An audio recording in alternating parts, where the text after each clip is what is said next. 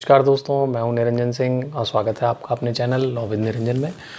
दोस्तों, आज हम बहुत ही इंटरेस्टिंग टॉपिक पर डिस्कस करेंगे प्रोक्लेमेशन एंड अटैचमेंट पे।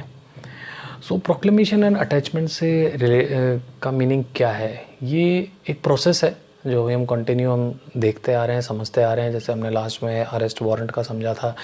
अरेस्ट वारंट के बाद अब पर्सन को कंपेल किया जा रहा है कि भाई अब तुम अरेस्ट वारंट से भी नहीं आ पा रहे हो या नहीं आ रहे हो इंटेंशनली, तो तुम्हें अब कैसे बुलाया जाए। तो proclamation and attachment of property से के प्रोसीजर को फॉलो करके उस पर्सन को कंपेल किया जाता है कि वो in front of the court appear हो।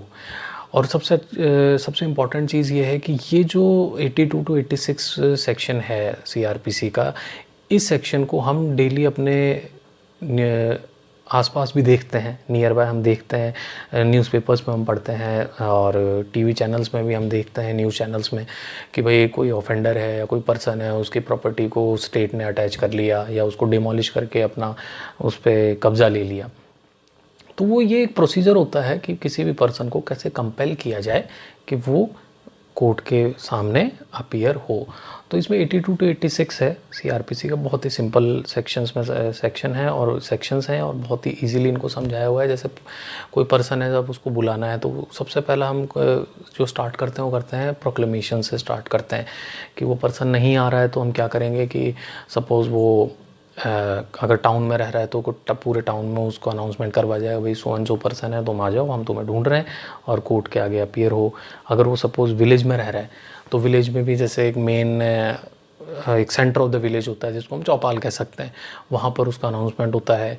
या डेली न्यूज़पेपर में भी आप पढ़ते हैं, देखते हैं कि एक एडवर्टीज़मेंट टाइप का, नोटिफिकेशन टाइप का या कुछ ऐसा आया हुआ होता है, मतलब पब्लिश होता है उस न्यूज़पेपर में कि भाई सो एंड सो पर्सन है, ये फ़रार है, ये हाइड कर रहा है अपने आप को, तो ये कहीं भी दिखे तो हमें बताइए, या तुम जहाँ कहीं भी हो तुम अपीयर हो हमारे सामने।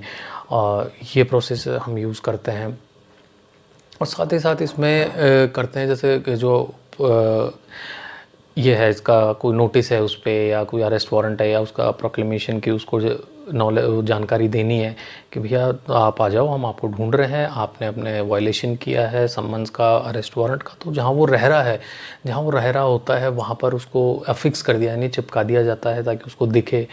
और साथ ही साथ कोर्ट प्रीमाइसेस के अंदर भी, कोर्ट के अंदर भी इसको अफिक्स किया जाता है ऐसी इन्फॉर्मेशन को। तो ये वो कुछ एक प्रोसीजर हैं जिनसे प्रोक्लेमेशन होता है किसी पर्सन के अगेंस्ट में। और कौन सा पर्सन? जो अब्सकंडेड हो, जो अपने आप को हाइड कर रहा हो। अच्छा, इस प्रोसेस को करने के बाद एक रिटन स्टेटमेंट में एज ए एविडेंस इसको रख लिया जाता है अपने पास, ताकि कोर्ट में ये बताया जा सके कि हमने ये प्रोक्लेमेशन वाला प्रोसीजर है, ऐसे इस तरह से हमने फॉलो किया था। और साथ ही साथ IPC के कुछ एक सेक्शंस भी हैं इसमें जो ये थोड़े से ज़्यादा हीनियस क्राइम्स हैं, जैसे 302, 364 एट्सेट्रा, कई और केसेस हैं। इसमें भी प्रोक्लेमेशन के प्रोसीजर को फॉलो किया जाता है। तो इस तरह से ये पर्सन को कंपेल किया जाता है। अब सपोज़ करिए कि इस प्रोक्लेमेशन वाले प्रोसेस से भी वो नहीं आ रहा है, यानी अपीयर नहीं हो रहा है, तो अब क्या करेंगे? क्या नेक्स्ट स्टेप करेंगे? अब हम उसकी प्रॉपर्टी को अटैच करना शुरू करेंगे, जो 83 में मेंशन है कि प्रॉपर्टी मूवेबल भी हो सकती है, इमूवेबल भी हो सकती है, और जैसे लाइव स्टॉक भी प्रॉपर्टी होती है, और साथ ही साथ इसके पेरिशेबल नेचर की भी कोई प्रॉपर्टी ऐसी हो सकती है। तो हम सबको अपना अटैच करते हैं। जैसे अटैच करने के लिए वही प्रोसीजर होता है, जैसे डिस्ट्रिक्ट मजिस्ट्रेट होगा, वो मूवेबल प्रॉपर्टी को क्या करेगा, उसको सीज़ करेगा। वहाँ पर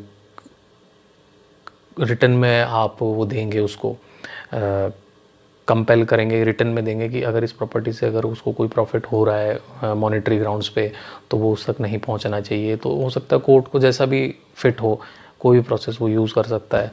अब जैसे इमूवेबल प्रॉपर्टी है या इमूवेबल प्रॉपर्टी है जिसमें स्टेट को रेवेन्यू भी जाता है, तो उसमें वहाँ पर रिसीवर अपॉइंट हो जाएगा, जो कलेक्टर होगा डिस्ट्रिक्ट का, वो उसको उस पर रिसीवर अपॉइंट कर देगा। और वहाँ भी वही प्रोसीजर होगा कि रिटर्न में ये दे दिया जाएगा कि भाई आपको अगर इस प्रॉपर्टी से अगर उस पर्सन को अगर कोई मॉनेटरी बेनिफिट हो रहा है तो वो नहीं होगा।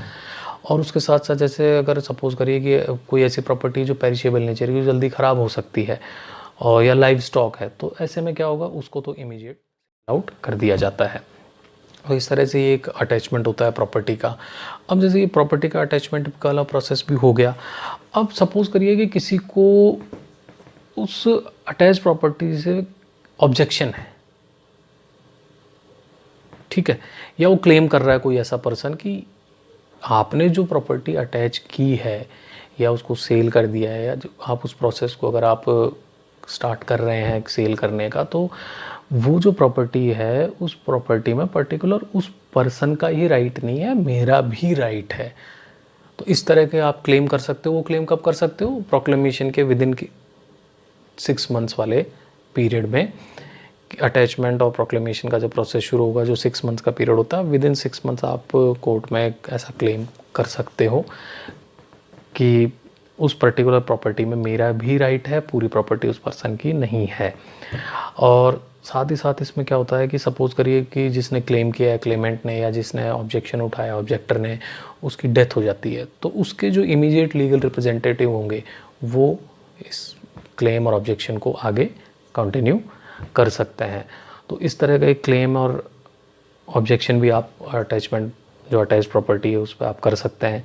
अच्छा, साथ ही साथ अब देखते हैं कि भाई जो प्रॉपर्टी अटैच तो हो गई, अब उसको रिलीज़ कैसे करेंगे या सेल कैसे करें या उसको रेस्टोरेशन कैसे किया जाए। तो जैसे रिलीज़ तो कैसे हो, रिलीज़ का तो एक सिंपल सा फंडा है कि रिलीज़ जब हो जाएगी जब वो पर्सन कोर्ट के आगे अपीयर हो जाता है, तो प्रॉपर्टी ऑब्वियस ही बात है, प्रॉपर्टी रिलीज़ कर देंगे कि ठीक है आप आ गए, आपकी प्रॉपर्टी रिलीज़ हो गई है। सेल कैसे करेंगे? सेल बस वेट करना पड़ेगा थोड़ा सा, तो भाई एटलीस्ट 2 साल तो वेट करना ही पड़ता है कि नहीं आ पा रहा है, तो अब इस पार्ट को सेल करना स्टार्ट करो। अच्छा, इस सेल में भी ये भी ध्यान रखने वाली बात है कि जो पेरिशेबल नेचर की प्रॉपर्टी है, जो जल्दी ख़राब हो सकती है, या कोई ऐसी जैसे लाइव स्टॉक हैं, ये अगर ऐसी कोई प्रॉपर्टी में आ रहा है तो उसको तो खैर फटाफट with immediate effect sell out कर दिया जाता है। रेस्टोरेशन का भी यही है कि उसको कैसे रख रखाव किया जाए, कैसे रखा जाए। तो इन टोटल ये है इसमें कि रिलीज़ भी हम कर सकते हैं। सब कुछ डिपेंड करता है एक्चुअली पर्सन पर, कि अगर वो पर्सन आ जाए, और सपोज़ करिए कि उसमें अगर प्रॉपर्टी सेल हो चुकी है, पर्सन आया, उसने ये प्रूफ किया या अपने आप को अपना जो है प्रूफ करके ये बताया कि भाई कि मेरे पास नॉलेज नहीं थी या मेरे पास इन्फॉर्मेशन नहीं थी इस चीज़ की प्रॉपर, ना मेरे को कंफर्म ये भी नहीं हो पा रहा था कि मुझे आना है नहीं आना है क्या है, या मेरे तक कोई नॉलेज ही नहीं थी, या कोई भी ऐसा चीज़ वो प्रूफ करेगी भाई मुझे ये जानकारी बिल्कुल नहीं थी। जानकारी मिलते ही मैं ऑनरेबल कोर्ट के सामने अपीयर हो गया हूँ। तो क्या होगा, अगर जैसे सेल कर दिया है तो उसका जो पैसा है वो वापस दे दिया जाएगा, अगर उसमें से कुछ प्रॉपर्टी बच गई तो उसको वापस दे दी जाएगी। मेन एम होता है कि कैसे ना कैसे पर्सन को कंपेल किया जाए कि तुम अपीयर हो। अब 86 में क्या होता है, 86 जो सेक्शन है वो अपील का सेक्शन है कि आप इस पूरे प्रोसीजर को कहाँ अपील करोगे उसके अगेंस्ट में। तो अपील में जो फर्स्ट मेंशन कोर्ट है कि हमारे जो CGMs होते हैं, वहाँ जो कोर्ट्स हैं, फर्स्ट मेंशन कोर्ट जो हमें बताई गई है, उस कोर्ट्स में हम इसको अपील कर सकते हैं। तो दोस्तों ये